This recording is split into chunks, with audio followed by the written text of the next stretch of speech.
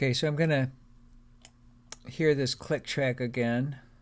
So if I play this, and I can just use my transport controls, or this is transport up here too. It's just that this one that I have open shows some more things, and it's kind of nice to have this open. So you can hear there's my click, and that's clapping on like 1 and 4, 1, 2, 3, 4, 5, 6, 1, 2, 3, 4, 5. So if I played that, 1, 2, I'm going to make sure which one's 1. The higher one is 1, so you want to leave that 2. 1, 2. It's not too hard to play that. You can probably play that, even if you're not a very good pianist like me. I'm not a very good one. You're probably better than me, actually.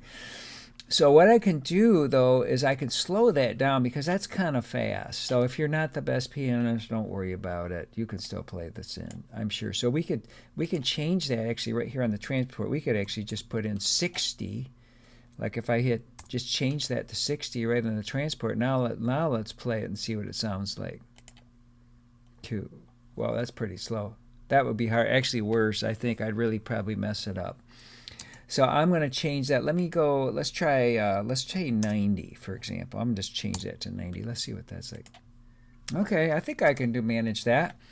All right, so I'm going to try to play this in. I've got my instrument set up. I've got my MIDI track set up. I've got my click track set up. Let me just hit Command S. I'm going to save it all. And so we've got the track record enabled, so that's good. And I do have to record enable the whole thing. Now we're ready to go. Once I hit the space bar, it actually probably will just go, and you'll see it record right in this window right here. You'll see the record start. And I'm just going to let it play a couple measures because I want to just have I don't want to start it right on the first click. So I'm going to get the feel for it, and then I'm just going to play it in.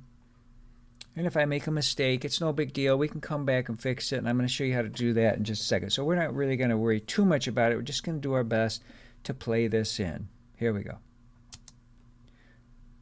1, go.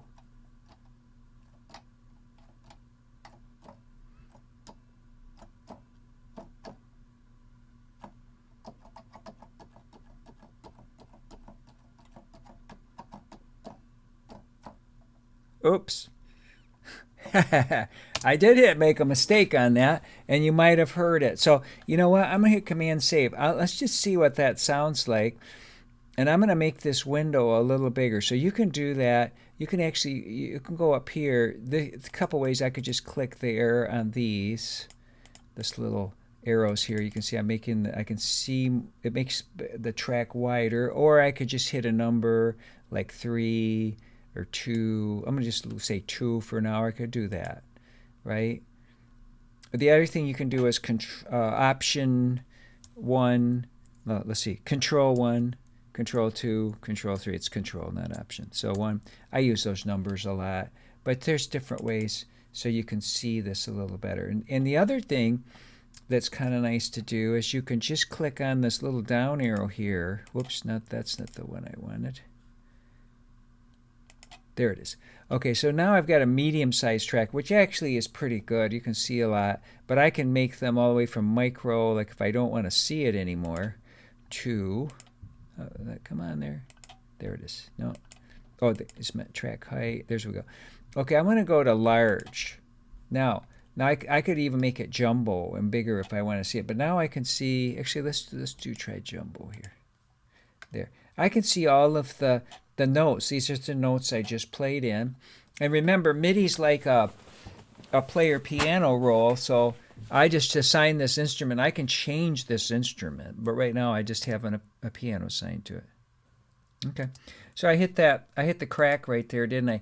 Now up here we have some tools, so I could just take one of these tools. You can see we've got a magnifying glass.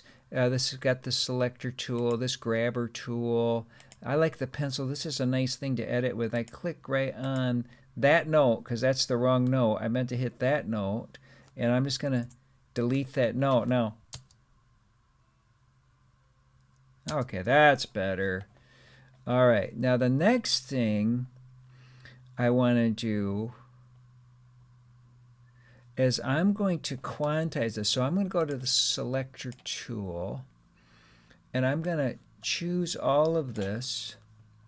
So I just selected all of the track I just made, and I'm going to go up to Event and Event Operations, and I'm going to hit Quantize. And now I have a choice here. Really, I don't need 16th notes because there are no 16th notes here. So I'm going to quantize everything to the 8th note. And it's going to put it should put it in place. Sometimes it's a little weird, but let's see what it does.